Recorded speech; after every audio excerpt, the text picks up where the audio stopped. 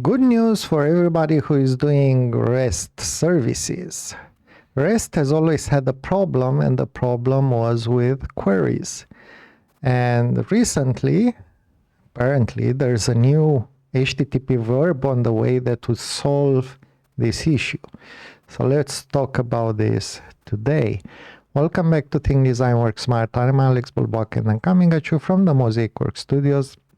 And today I want to talk about this new HTTP verb called query.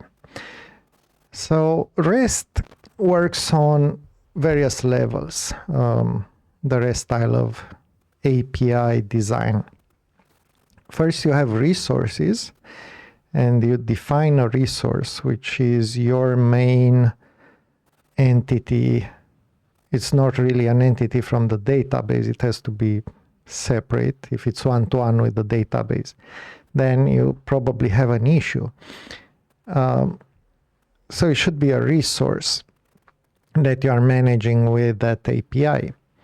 And then you are using the verbs, the HTTP verbs, in order to have actions that apply on that entity.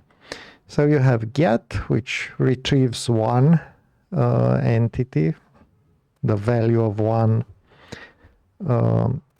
entity, either by ID or some kind of query string.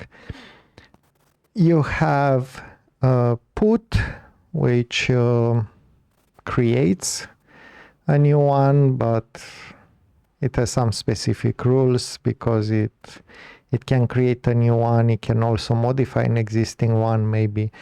That depends on your implementation. You have post, which should only update, and you have delete. We should delete the entity. Now, the problem is, how do you carry a complex graph for multiple entities?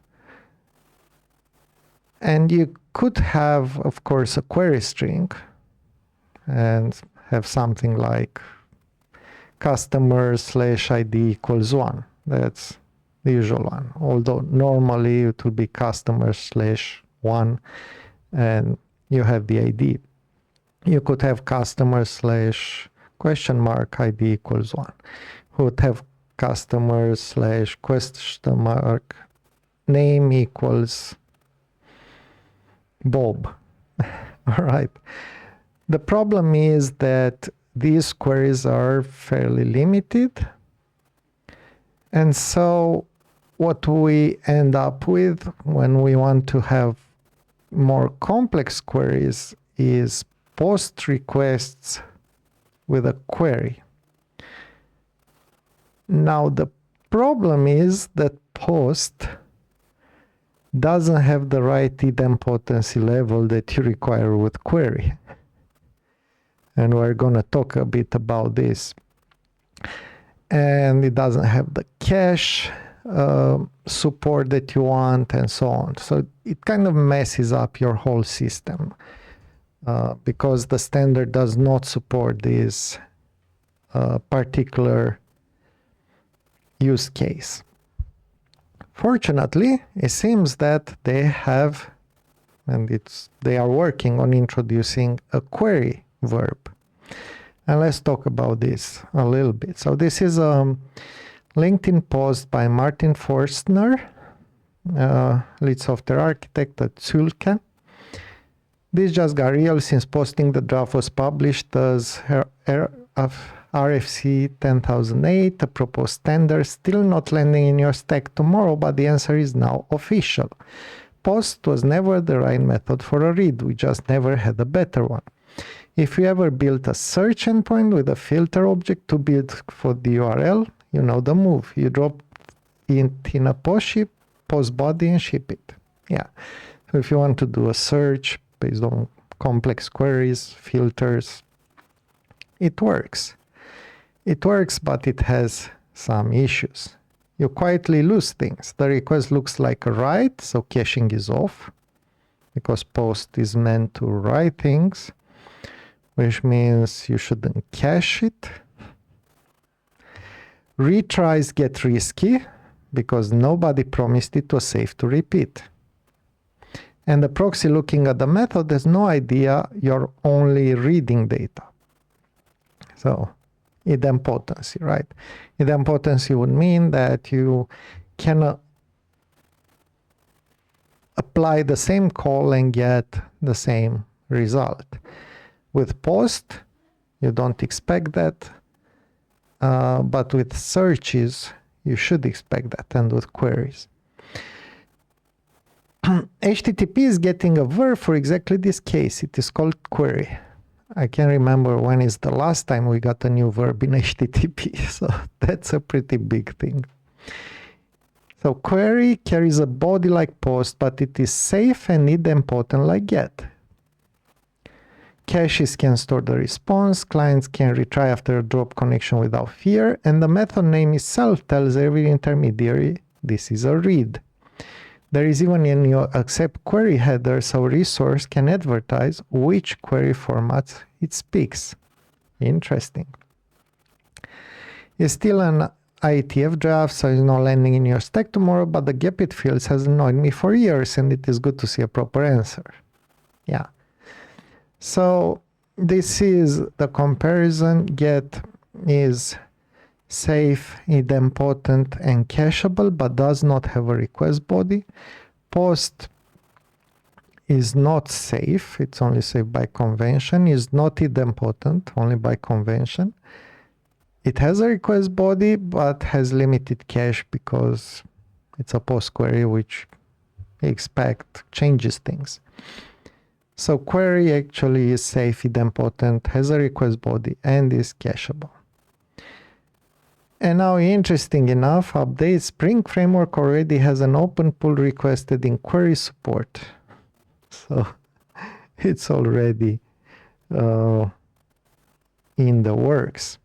And if you are interested in seeing the RFC, this is the complete document, is RFC 10008. Is produced by Internet Engineering Task Force, represent the consensus of the IETF community. I'm not very familiar with how this process works, but I know this is a big thing because this is quite a big community. So I expect this means that it has a lot of chances of going into the standard. So how would we have this? For example, you have get/feed and then question mark q equals foo and limit equals 10 and sort equals dash published. But then you need to put it into a post request if it becomes too big. And so what you have is query/feed, content type, application/x www form URL encoded, and then inside the query body you have q equals foo and limit equals 10 and sort equals dash published.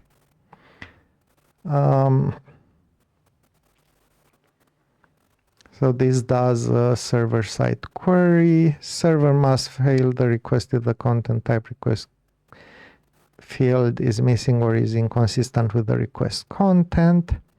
Query requests are safe with regard to the target resource, that is, the client does not request or expect any change to the state of the target resource. When you're doing a query, you don't expect the resource to change.